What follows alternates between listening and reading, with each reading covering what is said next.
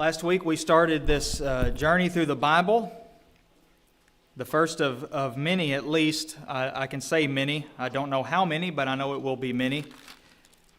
And we covered the first 3 chapters of Genesis. And as we saw last week, the book of Genesis is a book of beginnings. That's why the Genesis is a very good, appropriate title for the book. We saw the beginning of, already, just in the first 3 chapters, we saw the beginning of everything. Physical, that is. We saw the beginning of man, the beginning of woman, for that matter, with the beginning of marriage, beginning of temptation, the beginning of sin, guilt, both subjective and objective guilt, excuses and blaming, the beginning of divine judgment, the beginning of prophecy in Genesis 3:15, the beginning of death, and so many things that go along with death and lead up to death even.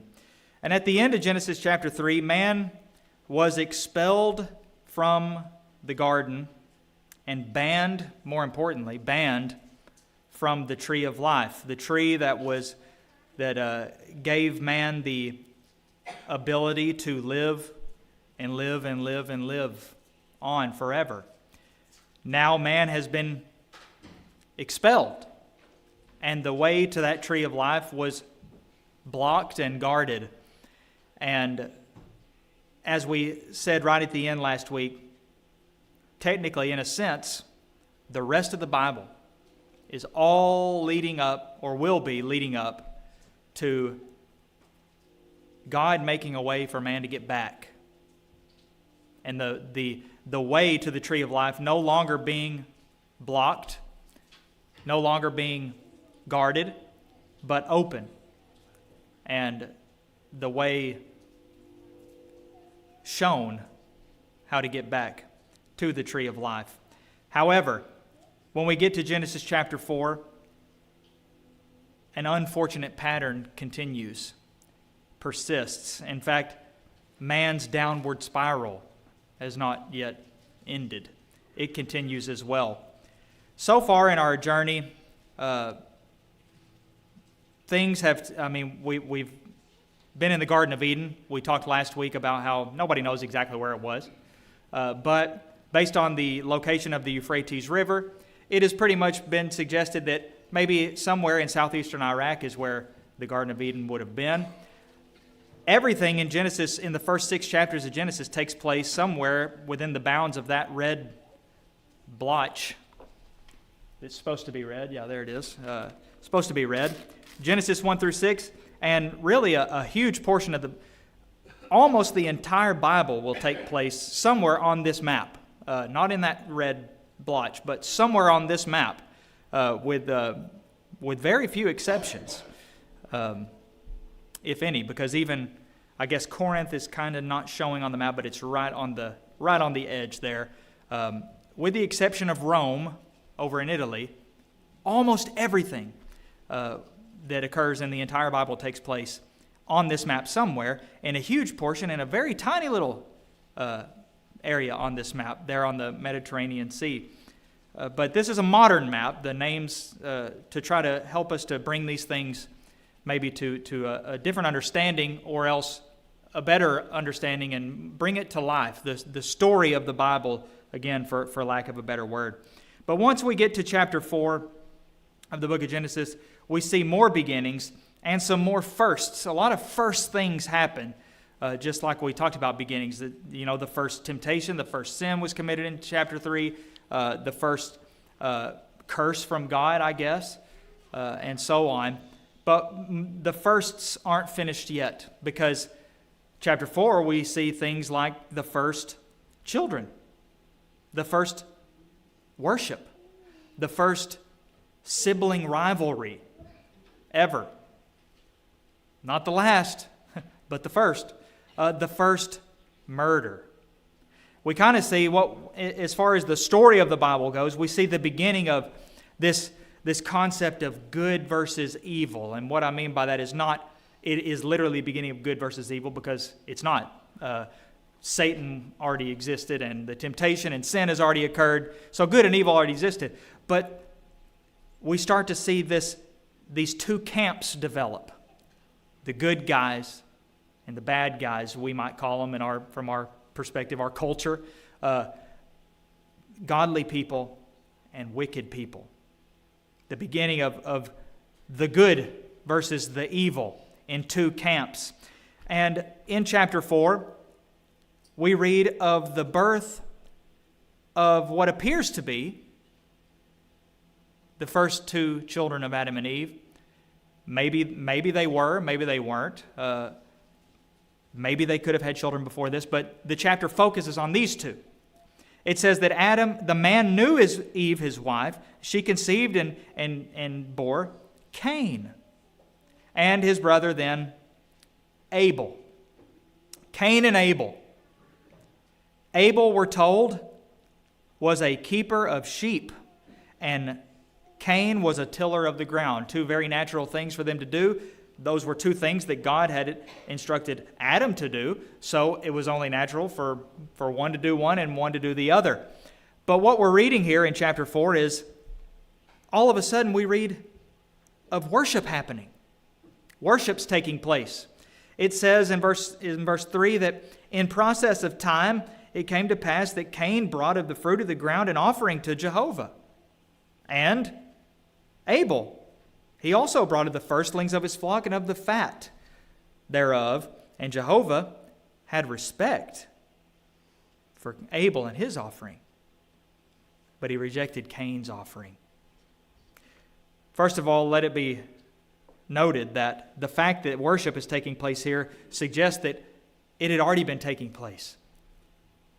Seems, even though we have no record, that God had instructed Adam and Eve in the way of worshiping Him. What was the acceptable and pleasing way to worship Him? And it was by these offerings. And so many things have been said, so many things have been asked and deducted from really revolving around the question, why did God not accept Cain's offering? Doesn't seem fair. Abel's was, he took his. What was wrong with Cain's?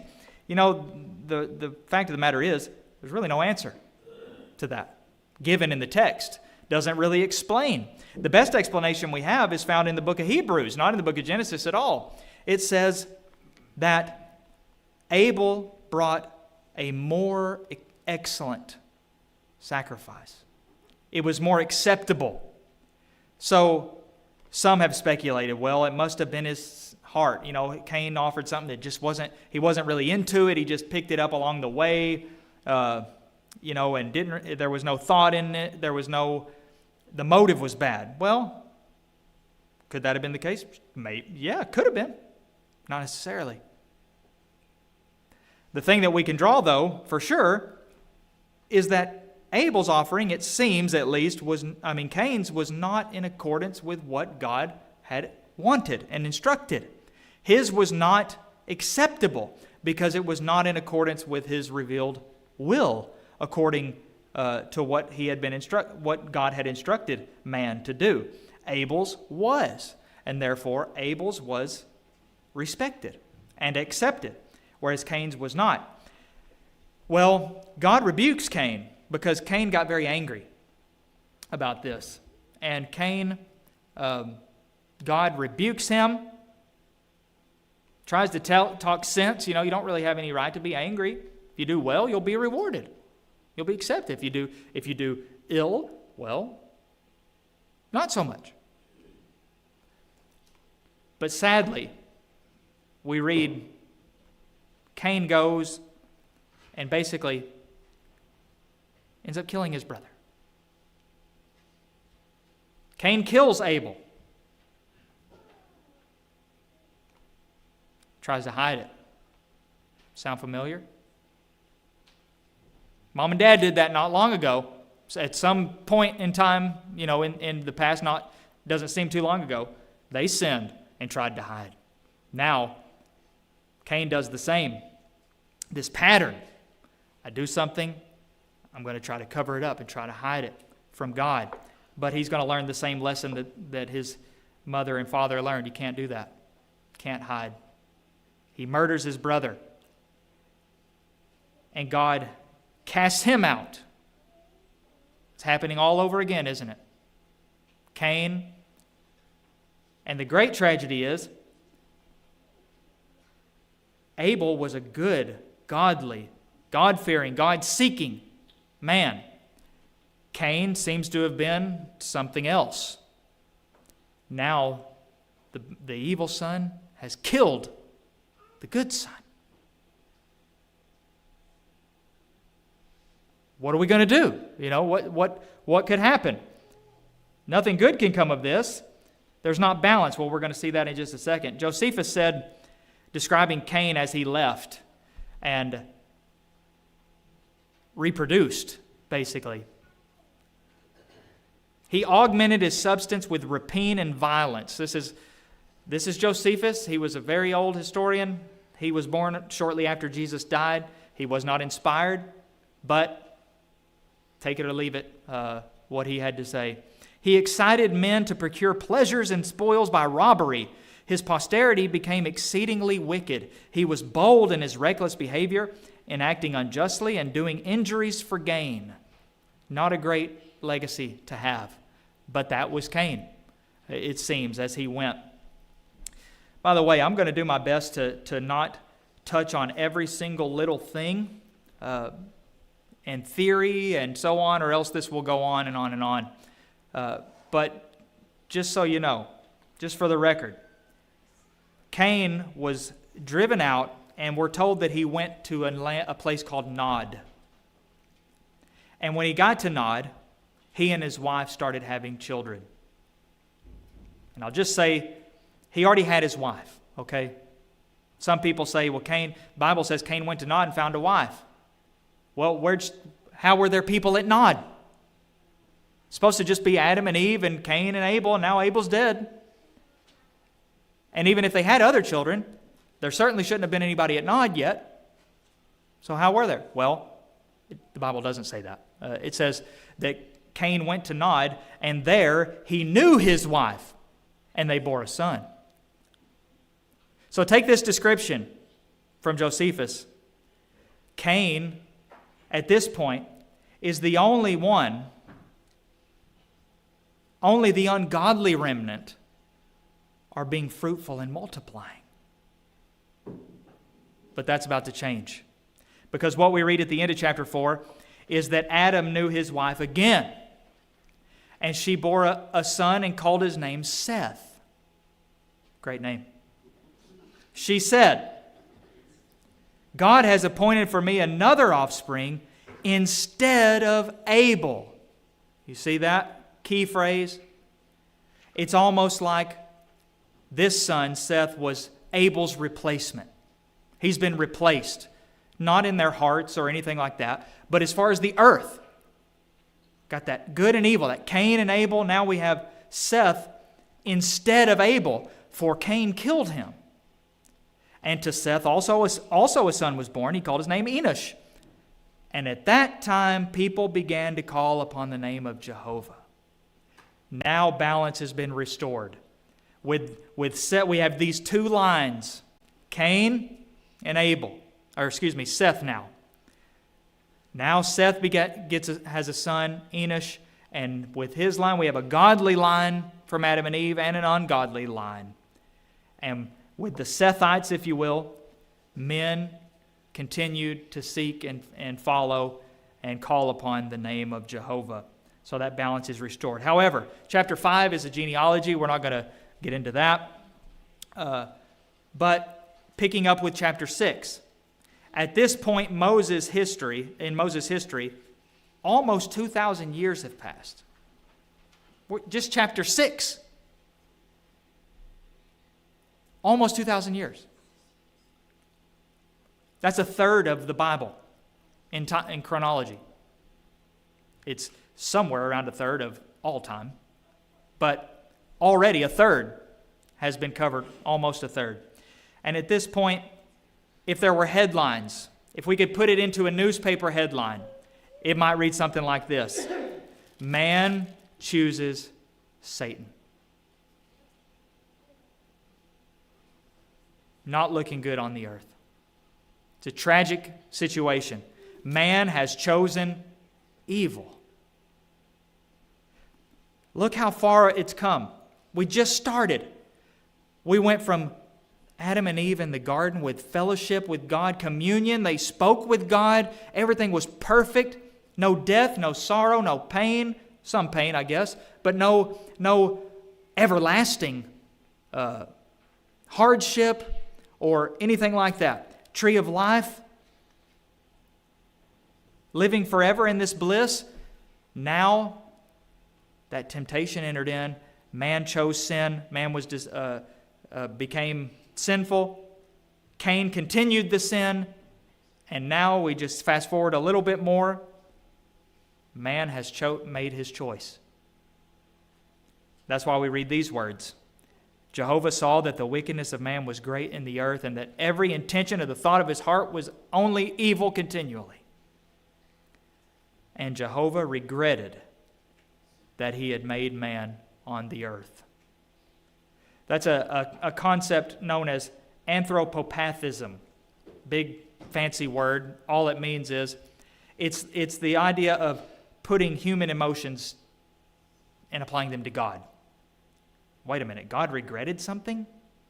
Doesn't regret imply that you didn't know it was going to happen? If God regretted that he made man because of his sin, doesn't that imply that he didn't expect this to be the way it turned out? Well, this is just a manner of speaking so that we understand in human terms,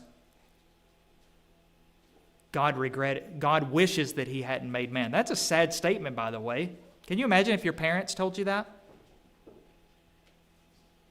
That would hurt. That is awful. Now, it's even more awful if you lived in such a way continually enough that they actually felt that. Not just said it in a moment of rashness and a flared temper. I wish that you had never been born. You know, Job said that about himself. We talked about him last week. I wish I had never been born. Totally different idea, or not a different idea, but totally different, effect than somebody saying, I wish you had never been born. But that's what God, he looks at the earth. He's looking at the earth at this point, and that's what he's thinking. I wish I hadn't even made man. And he vows to blot him out. I will blot out man, whom I have created, for I am sorry that I have made them. Nobody likes to disappoint their parents. We all have, though. We've all done it. But for it to be so bad that God says, I wish I hadn't even made man. Man has not done a very good job of pleasing and glorifying his Creator. And God says, it's enough. Enough is enough. By the way, along these lines of good and evil, and along the lines of not wanting to dive into every single thing, I feel it is necessary to point out. When we read at the beginning of chapter 6 that the sons of God saw the daughters of men and they took wives from them, a lot of strange theories, or at least one strange theory along those lines. The sons of God are not angels. They're the descendants of Seth. Remember the two lines? Cain, Seth. The sons of God are the descendants of Seth. The daughters of men are the descendants of Cain. Remember, Cain had left. He's banished. He's out there somewhere. And he was fruitful and multiplied, and his sons and daughters, so on and so on. Seth had Enosh, so on and on and on and on. Now it's gotten to the point where the godly remnant has intermingled with and gotten entangled with the ungodly and become indistinguishable. That's what's happened here. The text does not say that angels saw human women and thought, hey, they're pretty good looking, and had children with them, and they were the giants, the Nephilim. That's a theory, totally unfounded, and the text doesn't even say that. The text simply says that at this time, the Nephilim, the giants, were on the earth. does not say that the Nephilim were the product of the union between the sons of God and the daughters of men. But what we're reading is, can't even tell the difference anymore. You could before, remember? Seth and Enosh, and the implication is as their line went on, men began to call upon the name of Jehovah. Cain was out doing whatever Cain wanted to do, and his descendants apparently were not the greatest of people. Now, they've come together, and God looks down and can't even tell them apart. And that's what leads up to verse 5. Jehovah saw every intention, nothing but evil. So God says, that's enough. I'm going to put an end to this. But then he reveals, what we read is, but Noah. Now, since we skipped chapter 5, we haven't even met Noah yet. But the only time we've seen Noah is in the genealogy. It leads up to Noah, from Adam to Noah, through Seth, mind you, not Cain. But now it says, but Noah found favor in the eyes of Jehovah.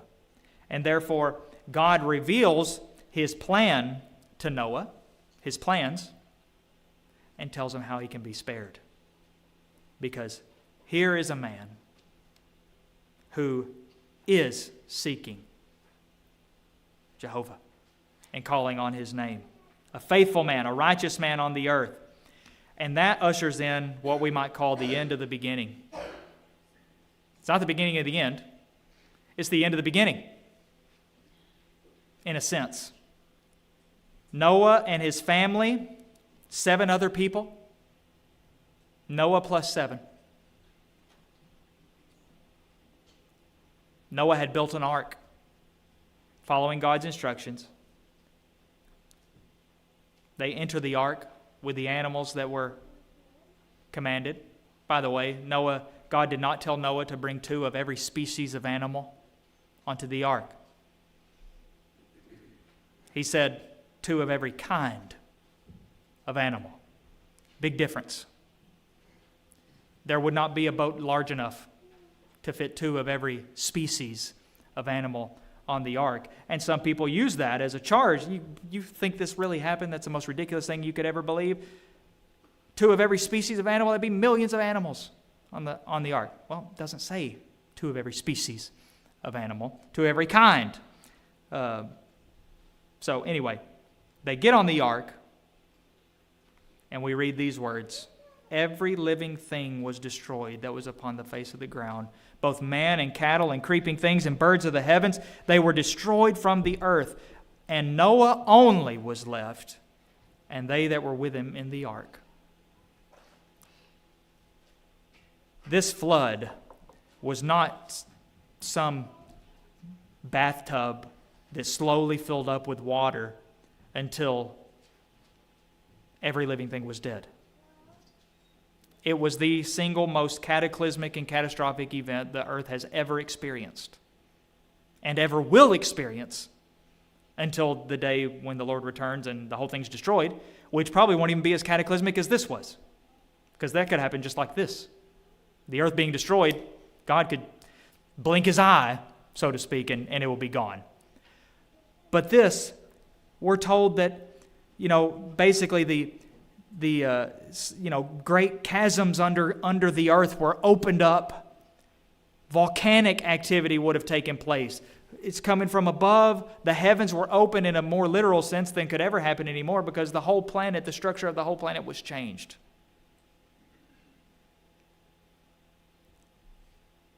The most cataclysmic thing you could imagine.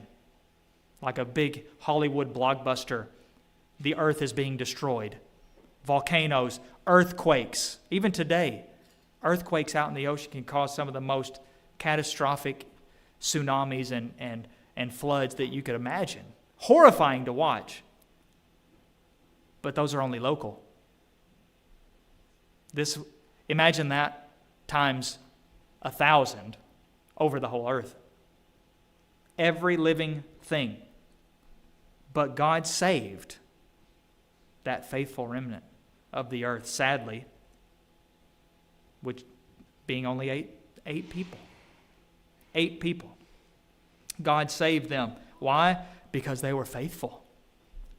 They were obedient to Him. They were actually following His instructions and will in their lives. Or even, we give credit to all 8 of them, but it was primarily Noah, the patriarch of the family, who was given that credit and that favor and grace. Finally, after a very long period of days, it's not exactly clear. Was it 150? Was it 300? Was it more? After a long time, the waters start to subside and reside. And the ark rests on the mountains of Ararat, which, by the way, no one knows exactly what mountain the ark rested on. It's clearly not there still. Somebody would have found it by now. But there it was. And after more time, it is believed, by the way, that the mountain range, general vicinity, was somewhere in modern-day eastern Turkey. Which, since this is the same map, you can see, if we started here, this is the farthest we've gone so far, geographically speaking, up there in Turkey, if that's even where the ark went, I will add. Finally, after his little tests with the birds, it is determined that the earth became dry, the waters had fully resided. God opened up. He created mountains and valleys, places for the water to go. And He tells Noah and his family, you can now leave the ark. So they leave the ark.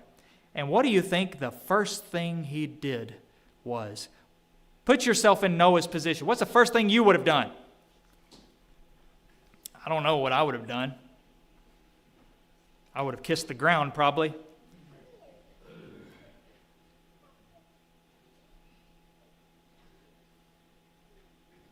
I probably wouldn't have had anything left inside of me being on the water for that long. But I'll tell you the first thing Noah did.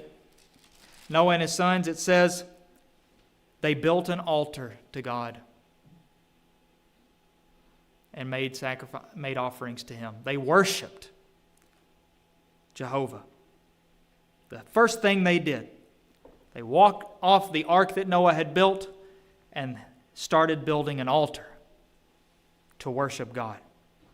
They understood, even if I don't understand everything and exactly why this may have happened, God is God, and God is right, and He deserves our worship. And that sort of ushers in the new beginning. It's kind of started all over already, in a sense. We saw the beginning last week. Now we're back at the beginning again. A cycle. It's not going to happen again, but it has. Here we are, full circle. God repeats His command that He gave to Adam and Eve to Noah and his family. Be fruitful and multiply. Replenish the earth. And He establishes a covenant with them. Notice how at the end of chapter 8, they built that altar, made that offering to God, and it says, Jehovah smelled the sweet aroma. And that's what led him to say to himself, I will never again curse the ground for man's sake, because the imagination of his heart is evil from his youth. And never again will I destroy every living thing as I have done. And that's the covenant that He gives to Noah. He says, I will now, in chapter 9, I will establish my covenant with you, that never again shall all flesh be cut off by the waters of the flood. And He said, this is the sign of the covenant. I have set my bow in the cloud. and it shall be for a token of a covenant between me and the earth. And he said, again, here's that human language. When I see that rainbow, when I see that sign, I will remember, oh yeah, I made that covenant with Noah. God doesn't need a reminder. But for our sake, when we see it, it should remind us not only of that covenant, it should remind us of some other things also. It should remind us that God can't tolerate evil. Sin must be punished by a just and righteous God.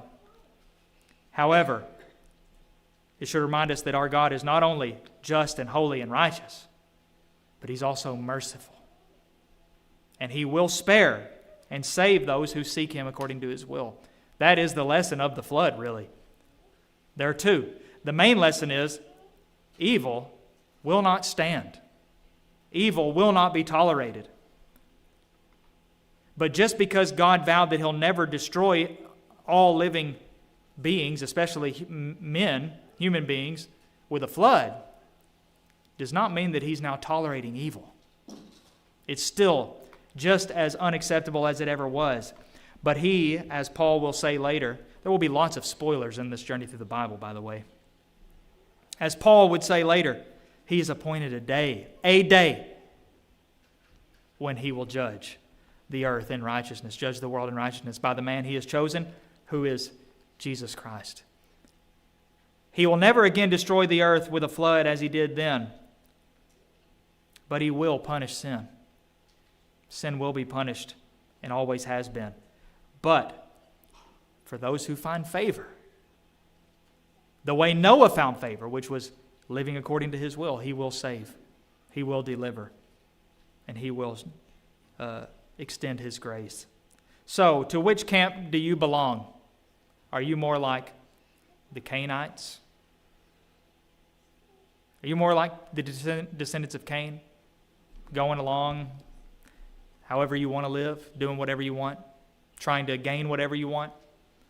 Or are you more like the descendants of Seth, who called on the name of Jehovah, serving Him, worshiping Him, living according to His will? Are you more like the world? Or are you more like Noah and his family? Are you seeking God? If you do, you'll find favor with God, just like Noah did. If you don't, you will perish, just like the world did. The choice is yours. That's the beauty part. The choice is up to you. The choice was theirs too, by the way. And they made their choice.